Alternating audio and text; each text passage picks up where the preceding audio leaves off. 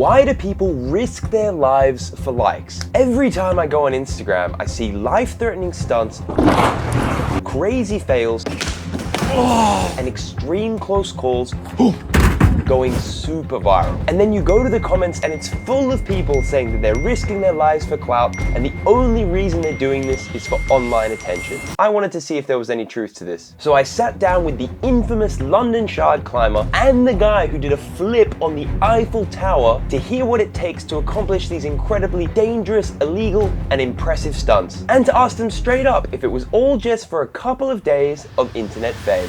Bah, si je ferais ça pour les vues, je pense que ma vie serait bien triste. Manu Na, aka Manu Na, is a professional parkour athlete from Alsace, France, who has recently become the king of rooftop parkour. Let's go! And over the last few years, he's been doing the most incredible, high-stakes jumps in the game, which has resulted in him being invited to the prestigious Stora Stickmasters competition 2 years in a row.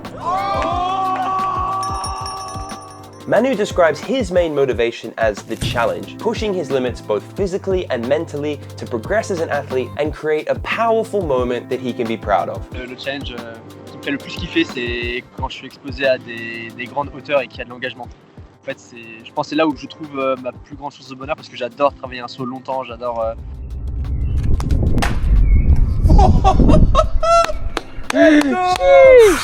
On the other hand, Adam Lockwood A.K.A Nuisance began his journey to becoming one of the world's top urban climbers through urban exploration, or urbex, which is basically just breaking into buildings, getting on the roof, and taking photos. And when I asked him how he got into it, he basically just said that he tried it one day and found it was the only thing in life that he really loved to do. It's just the first thing that I started doing, and then it stuck. The motivation now is I really enjoy it pretty much. That's pretty much it. So I asked him the same question about why he chooses to share it online. It's like if you go on holiday, you take pictures, but you're not going on holiday just to take the pictures. And if I can make a video and share it, and obviously people like it and get emotional by it, then why not? And I tend to believe him. Surely you wouldn't go through months of preparation and risk prison time just for a few views online, right? Although I did have to ask him about some of his earlier urbex stuff, like train surfing or hanging off buildings and cranes, because that stuff felt like it was very much intended to shock people with taking risks that weren't about accomplishing something you've trained for or ticking off a big challenge, but simply because they were dangerous.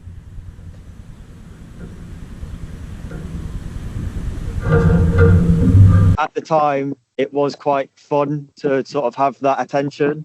And then I realized that it doesn't do anything for me to make people react just for the sake of it. So I just sort of grew out of it. So it sounds like that phase of his urbex journey was quite motivated by creating viral content.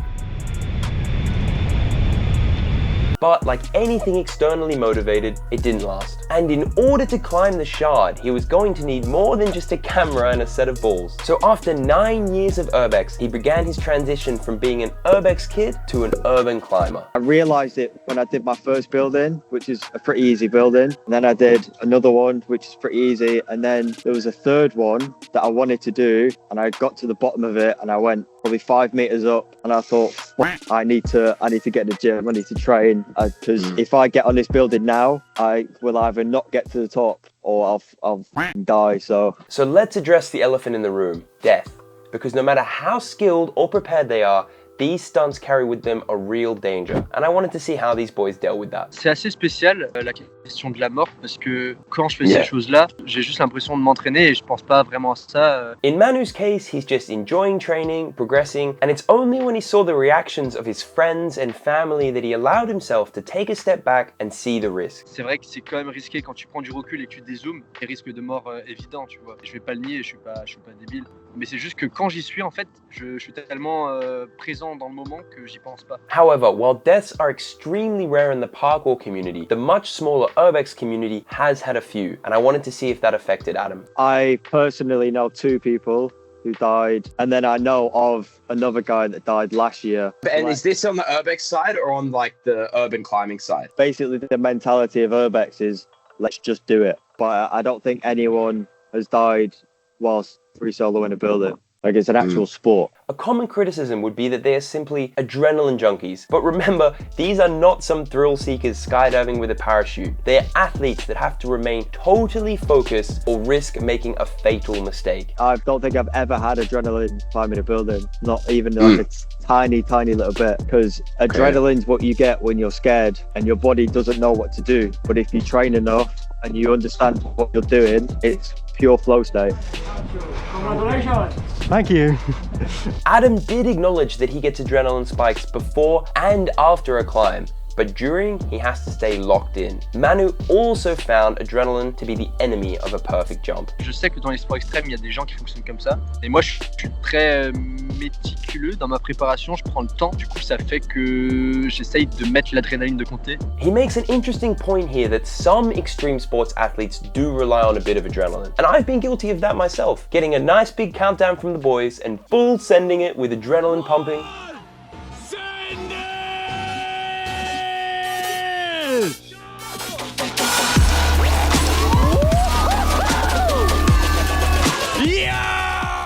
However, when you're on a rooftop or somewhere with real danger, you have to tone it down. Because the less calm you are, the more prone you are to making mistakes. And when you're doing the stuff that Manu does, that's not an option. In his recent film Confidence, where he did the biggest jump ever between two buildings, Manu himself struggled to commit on the first few attempts. So he had to calm down and do some more practice jumps before he finally got it done.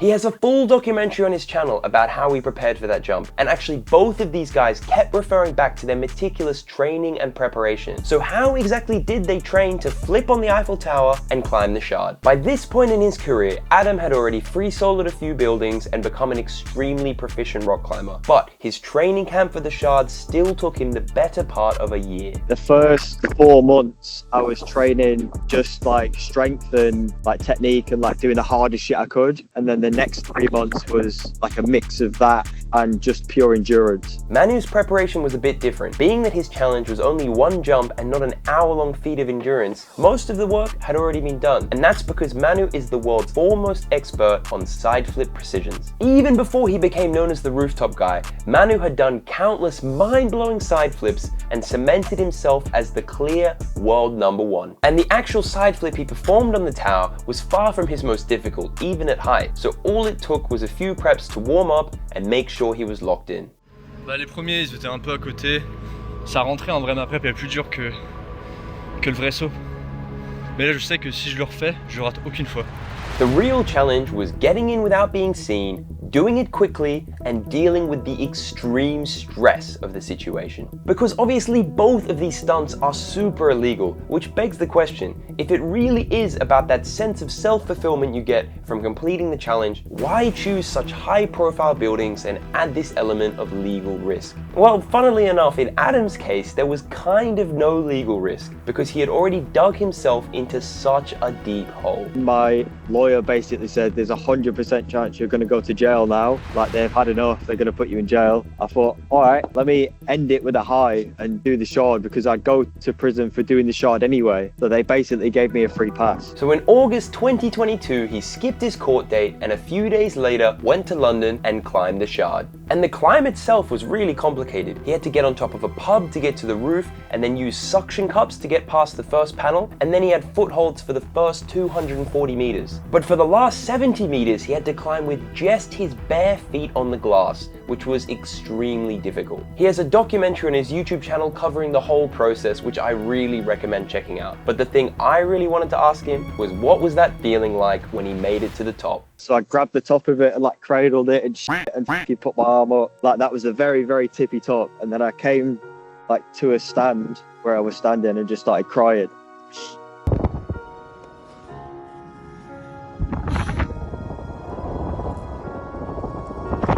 Yeah.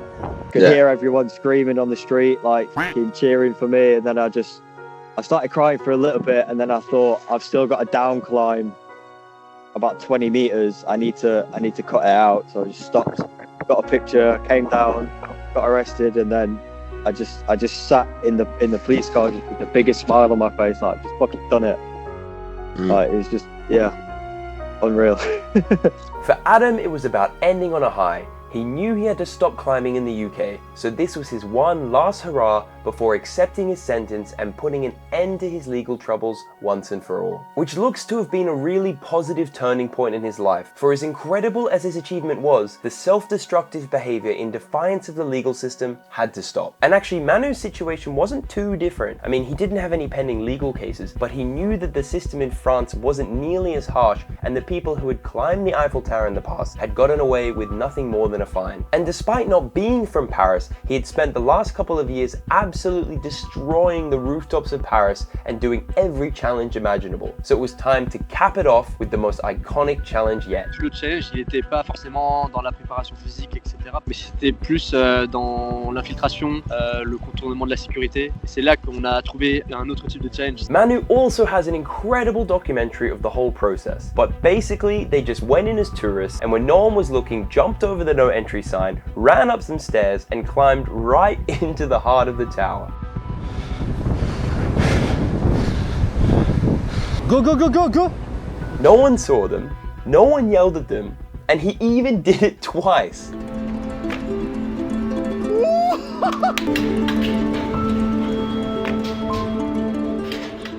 But then they had to get out.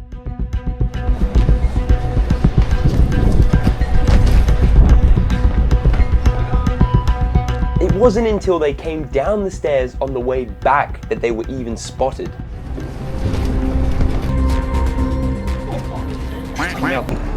What? Non mais what? C'était un pur moment de bonheur. Quoi? Mais gros, c'est n'importe quoi! Incroyable! Les gars, c'est n'importe quoi! A pure moment of happiness. That's how he described it. That should tell you all you need to know. Oui, Manu. Oui, salut maman. Si jamais je filme là, mais c'est pour te dire que j'ai réussi. Et tu veux savoir ce que j'ai fait? Je t'ai pas dit. De toi, comme ça. Maman, j'ai fait un salto sur la tour Eiffel.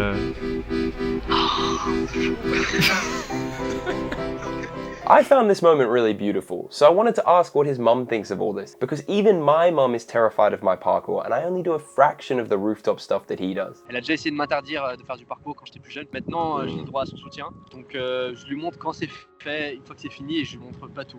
Parce que pas tout lui montrer non plus, j'ai pas envie qu'elle se fasse du souci. You've got to respect his mum for that, and I think that's the only way you can do it as a parent. I believe it was put best by Alex Honnold's mum in the iconic documentary Free Solo. I could come down on him and say, you shouldn't be doing that, and alienate him, and it would have alienated him, because that's his whole life. I think when he's free soloing, that's when he feels the most alive, most everything, the most, feels the most. And how can you even think about taking that away from somebody? You know, I wouldn't. But let's not beat around the bush. Regardless of their motivations for these stunts, they both knew that they would draw lots of attention, which in Manu's case was the opportunity to share a piece of art, a story, and that incredible emotional payoff with the world, which in the documentary really does make you feel something. On a fait le 1%! Les gars, on a fait le 1%! However, in Adam's case, he used the platform to make a simple statement. Speaking up saves lives. Having struggled with mental health himself, it was a beautiful thing he did to carry that message with him while he achieved his dream. I knew 100% that it was going to get a lot of media attention, so I thought, let's make it a win-win. I do this thing as an excuse to stop climbing, and I wanted to promote a good message. If I can channel that attention to this cause and for this reason, then it's great. Even if I only help one person, I've helped one person. If I have to go to prison to do that, so be it. Also, for all this talk of risking your life for views, they didn't actually get that much attention, at least not on their own platforms. Both Adam and Manu's documentaries are age restricted and only have about 30k views each. Yeah, Manu had a couple of moderately viral Instagram posts, but that's about it. So if it really was about doing numbers online, surely they both would have stopped there, right? The real motivation is clearly not views and likes, but doing this stuff without being able to share it with the world would certainly reduce someone's willingness to do it. It's like creating a masterpiece that no one gets to see, or breaking the 100-meter world record with no one there to watch. Personally, I always do my best parkour on tour with freerunning schlappen, mostly because it's the best environment for me to push myself as we all push each other to do our hardest stuff, but I'd be lying if I said that my movement being seen by hundreds of thousands of people didn't add an extra bit of motivation. Okay, so I'd basically finished editing this video and then Adam has gone and done this.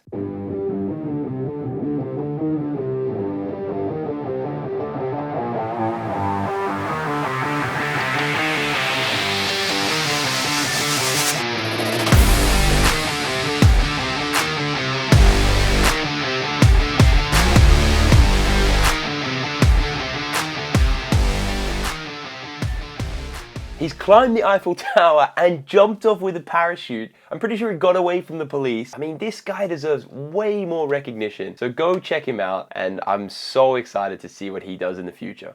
Okay, this time I actually finished the video, but Manu just released a statement about the legal repercussions of his Eiffel Tower flip. Et là, il y a même pas 2-3 semaines au moment où je tourne la vidéo, j'ai une réponse et j'ai une lettre. Et c'est ma mère qui reçoit la lettre et elle me dit « Ok Manu, tu t'en sors bien ». Elle me lit la lettre et elle me dit « Tu as exactement 262 € d'amende ». Incroyable. A 260 euro fine. That's it. I mean, even the first guy that climbed the shard with no criminal history served a couple of months in prison. If that doesn't show you the difference between France and the UK, I don't know what will. Anyway, what do you guys think of all this? Are these some of the world's most impressive athletes, or just complete nutters risking their lives for a thrill? Let me know in the comments. Also, please subscribe for more videos like this, and let me know if there's any topics you want me to cover in a future video. Until next time, cheers.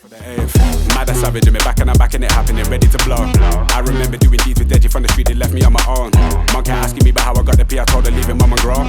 Then they're ringing off my phone, then they're ringing off my phone.